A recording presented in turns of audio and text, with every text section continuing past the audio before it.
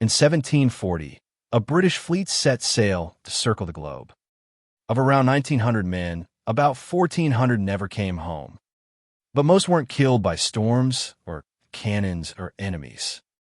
They were killed by something tiny missing from their food. And the very same mistake is quietly costing you money today. Sailors called it the plague of the sea, scurvy.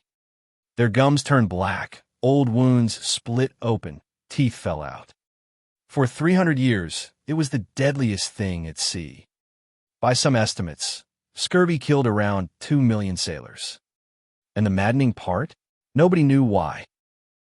Doctors blamed bad air, damp, even laziness and sin. They tried vinegar, seawater, and acid. Nothing worked. Yet the real cure was sitting in a simple fruit bowl. It would take one stubborn naval surgeon to prove it. 1747. A Scottish surgeon named James Lind had a hunch. Aboard a ship called the Salisbury, he ran a daring test.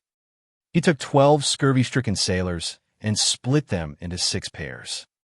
Same food, same quarters, only the treatment was different. Cider, vinegar, seawater, acid, a spicy paste, and citrus fruit. It became one of the first controlled trials in history. Just 6 days later, the result was undeniable. Only the pair eating oranges and lemons recovered.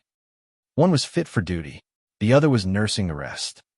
Citrus had done what every medicine could not. In 1753, Lind published it for the world. But here comes the truly frustrating twist. The Navy ignored the proof for almost 50 years. Finally, in 1795, every sailor got citrus juice. And scurvy vanished from the fleet almost overnight. British sailors even earned a nickname, limeys. Yet nobody still understood why citrus actually worked. That answer took almost another 200 years. In 1912, these missing food factors got a name, vitamins.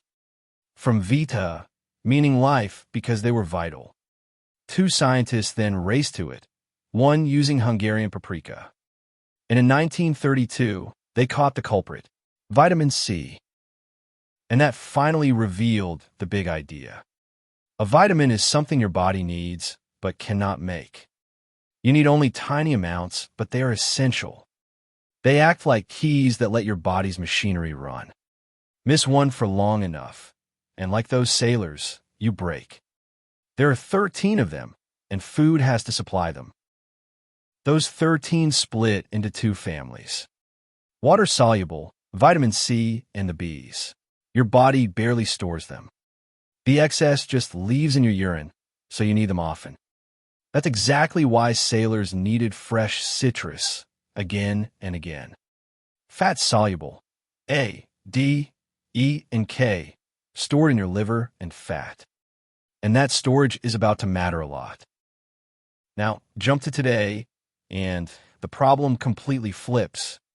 We beat scurvy, then swung hard the other way. About 6 in 10 adults now take a supplement.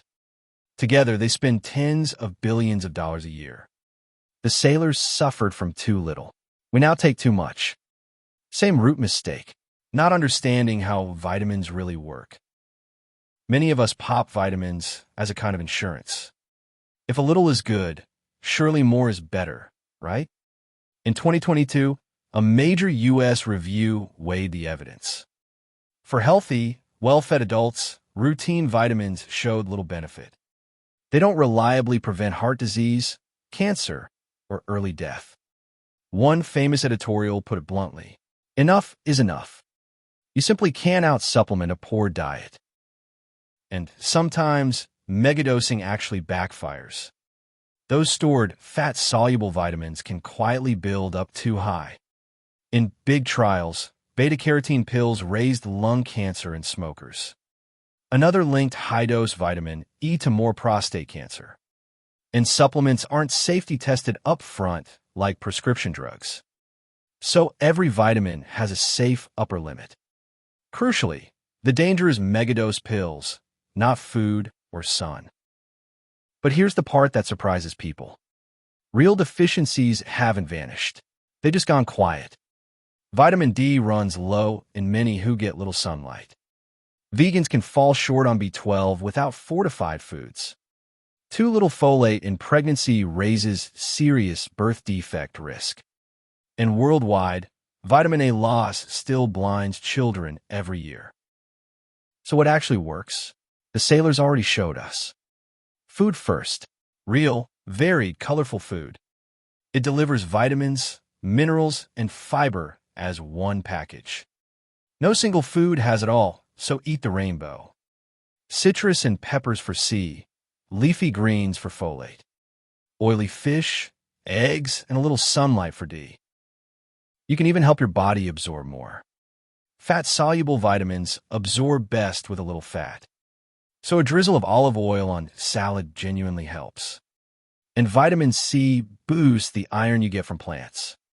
Pair citrus or peppers with beans, lentils, or spinach. Now, this doesn't mean supplements are useless. For specific people, they genuinely matter. Folate before and during pregnancy. B12 if you eat fully plant-based. And vitamin D through the darker, low sun months. Target a real gap, not blanket insurance. And ask a clinician. So here's the lesson those sailors paid for in blood. Vitamins aren't magic, and they aren't insurance. They're tiny essentials needed in the right amount. Build a varied, colorful plate first. Then fill only the gaps that are truly yours. 300 years of hard lessons served on a plate. Real health doesn't come from a bottle. It starts on your plate. That's the Calorierecipe way. We'll see you in the next one.